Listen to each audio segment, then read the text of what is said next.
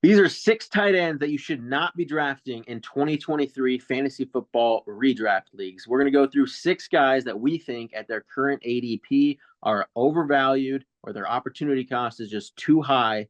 So I will start us off with a big name here. We got Travis Kelce going at 6th overall. He's the drafted as high as he's ever gone in his career when he's turning 34 years old, which is the same age as Gronkowski. Based off of where he's going in drafts, he would have only paid, based off of his previous stats, he would have only paid off a 6th overall price tag 2 out of 9 times in his career, which is a 22% hit rate. I just think his opportunity cost is way too high.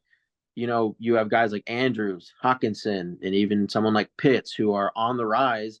And even if Kelce finishes as the tight end 1, I think those tight ends can finish close enough in points that you would have rather had another receiver or running back in that first round, and then just drafted, you know, Hawkinson, Pitts, or someone like that later.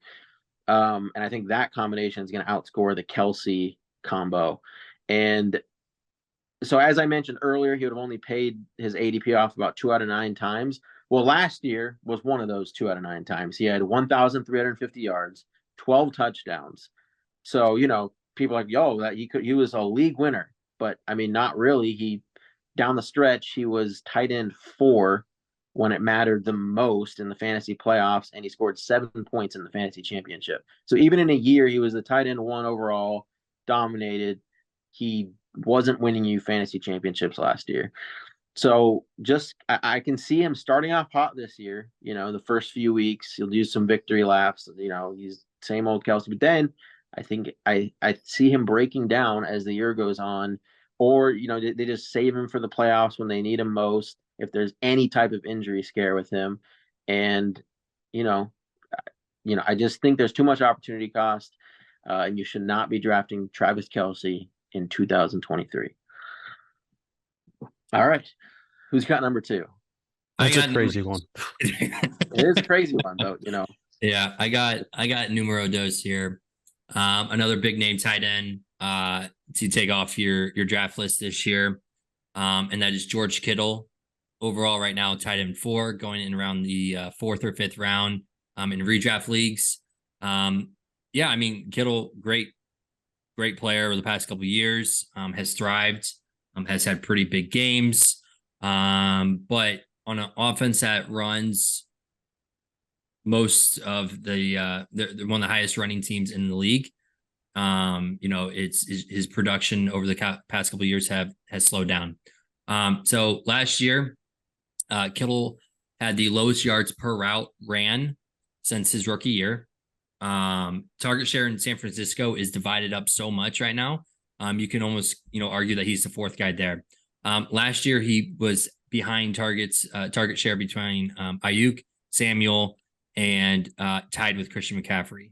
And that was only with Christian McCaffrey there for half a season. So add a full season under Christian McCaffrey's belt, and that takes away more opportunities for Kittle down the line. Also, Kittle, like I said, he's used more in the run game than he ever has been in the past. The other big thing, he had big games last year that, the reasons why he finished so high, those 4 games that Samuel were out was when he exceeded the most.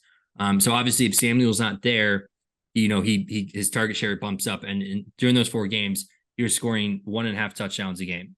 But again, that's just because, Samuel wasn't there. Now, the other big thing there, he outproduced his touchdown expectancy last year by 5.5. He was set at 6.5. He scored 11.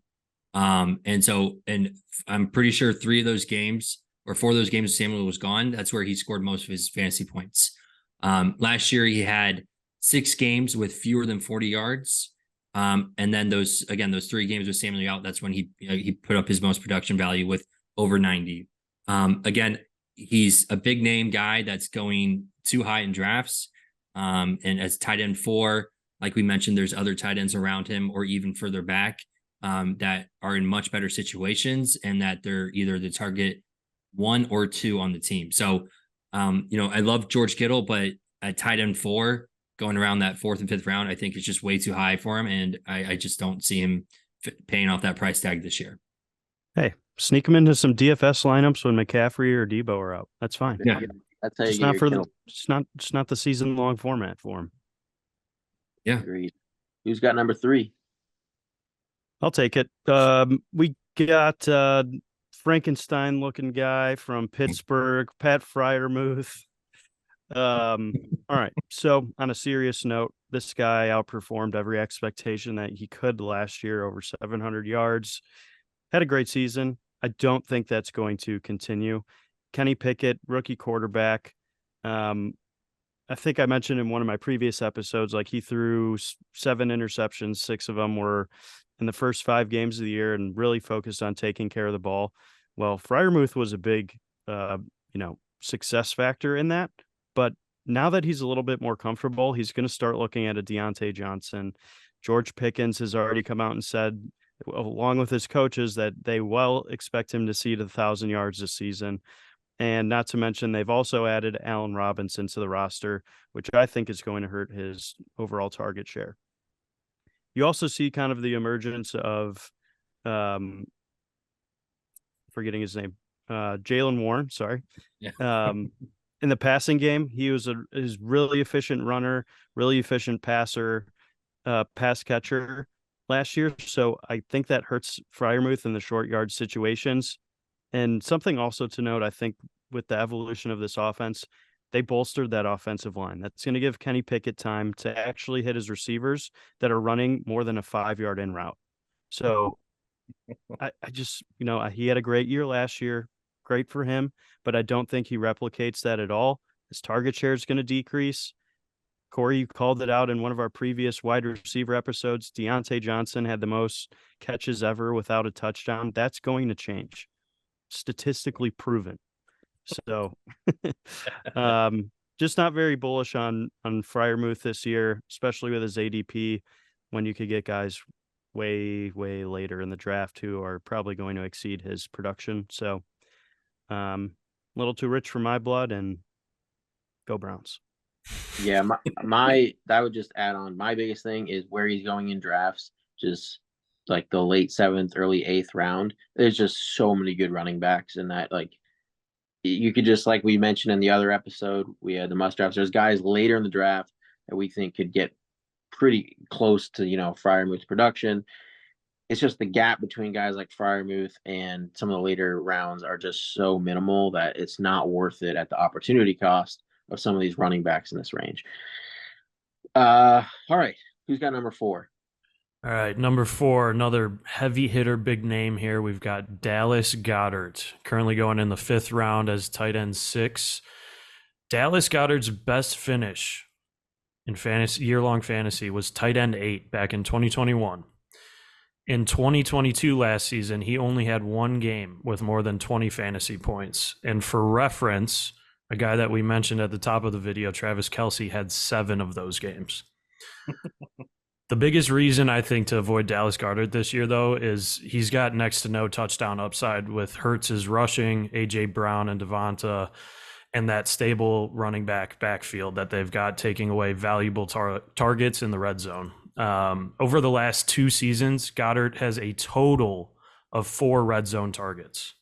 I'll say that again. A total over the last 2 years of 4 red zone targets. That's 21 tight ends saw 4+ red zone targets last year alone. And that's in 2 years for Goedert. So while he's on the top tier offense, I think there's just too many mouths to feed that are higher on the totem pole than him. And I can't justify this ADP right now in round 5 when you still got tons and tons of talent. That's crazy. Yeah, and then you throw in DeAndre Swift, they're taking targets out of the backfield as well. I mean, there's so many mouths over there. Yep. Yeah, that's pretty nuts. Okay. We're at number 5, right? Yeah. Okay, so this is just to me is like the easiest fade of all tight ends here. Cole Kmet, he's being drafted as tight end 13 in the 11th round. He finished as tight end 11 last year when he basically had zero target competition. Mooney was hurt after 11 games. His target competition was Equinemius St. Brown and Velus Jones, who's like 45 years old already. And he's heavily relied on touchdowns, which is like the least sticky stat there is. He had 7 touchdowns on 50 catches, which is like unreal. It's like a 14% touchdown rate. Now you add DJ Moore, who is most definitely going to be the target share leader on that team. Mooney is healthy. Claypool had his first full offseason with them. They passed the ball at the lowest rate of any team. He had a 18.6% target share last year, which I think will be closer to like 15% this year, which is on one of the lowest passing volume teams in the league. I think he's just being drafted at his absolute ceiling right now. I don't see any way he benefits your team at all. So easy fade for Cole Kmet here. Yeah. Justin Fields loves to run too. So like I love the tight end touchdown dependency, but with DJ Moore, especially in there, he's about to Carol Baskins that target share. Yeah. I don't know what that means. That was the first time I've used it as a verb. I couldn't tell you what you meant either. All right. You got 6. Yeah, I got the final number here. Tight end number 6 is going to be Chig Okonkwo, the guy who was gaining a lot of traction going earlier in this kind of off season, in terms of people thinking that he was going to take a tick in the right direction, which was looking like the case. Obviously, on a team that the receiving core was Traylon Burks, Westbrook McKinney, and can't remember the third guy because he's still irrelevant. So everyone thought, hey, Chig is a great guy to grab. Tight end 11 overall, going around the 9th-ish, 10th round in terms of his ADP right now. Last year, no tight end for Mike Vrabel on the Titans had a 56% playing last season on the offense. So no one had more playing time than anyone else. There was no one who was superseding anyone else. It's a run-heavy offense. They made that very clear. Last year, they were the 3rd lowest team in the NFL at throwing the ball per attempt or with attempts. They had 456. So the teams that finished lower, the Bears were one of them, finishing the lowest. And I can't honestly remember the last one on top of my head. So they're a pass heavy team. Also, big offseason news that came in about a week and a half ago. Brought in D-Hop. Don't know why D-Hop went there, but all that does is hurt Chig's target share. Now Chig went from being potentially 1A option to now the 3rd option. Option 1, Derrick Henry. Option 2, Traylon Burks. Option 3, DeAndre Hopkins. Option 4, now Chig. There's just a lot of mouths to feed over there on a run heavy offense. The other big thing is they also did select another tight end in the draft. Again, it's a rookie tight end, not expecting a whole lot from him.